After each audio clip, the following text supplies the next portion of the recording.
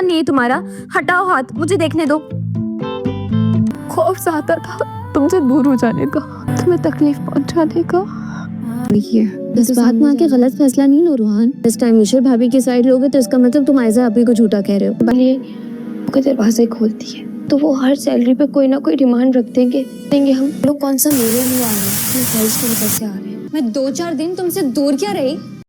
दामे मोहब्बत ड्रामे की स्टोरी दिन ब दिन इंटरेस्टिंग होती जा रही है। फारा विक्की के पीछे इस कदर पागल हो गई कि अपना सब कुछ विक्की से लुटवा बैठेगी और अपने हाथ कुछ भी नहीं आएगा। उसके साथ तो ऐसा ही होना चाहिए। मलक बिलाल ने जो आज तक दूसरों का हक मारा है, अरबाज के साथ इतना बुरा किया, उसकी सज़ा भी तो मिलनी है।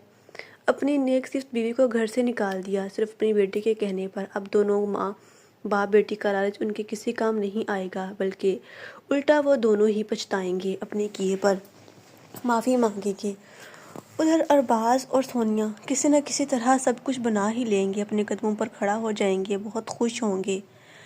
और उनका साथ शहीना बेगम तो हर कदम पर दे रही है। दूसरी जानब सादिया बेगम को तो अब ज़रा भर एहसास नहीं, इतना सब कुछ हो जाने के बाद भी अब भी वो चाहती है कि अपनी बहू को घर से निकाल दे। यहाँ तक कि अब तो मुराद उससे इतनी मोहब्बत करता है और उसे खुशखबरी भी दे रही है, लेकिन अब उसका ससुर किसी भी सूरत ऐसा नहीं होने देगा और सादिया बेगम को घर से निकल जाने की धमकी दे देगा, जिसके बाद उसकी अकल में कोई बात आएगी। लेकिन अब उसे चाहिए कि अपने बच्चों को खुश रहने दे।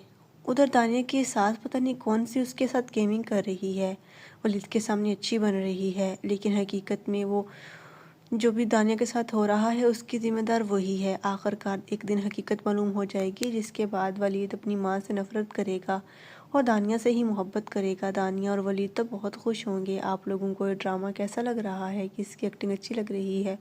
कमेंट बॉक्स में अपनी कीमती राय से लाज़मी आगाह कीजिएगा। मज़ीद अपडेट के लिए चैनल को सब्सक्राइब कर लें और साथ में मौजूद बेल आइकन को दबा लीजिए, ताकि हमारे चैनल पर चलने वाली हर नई अपडेट का नोटिफिकेशन आपको बर वक्त मिलता रहे।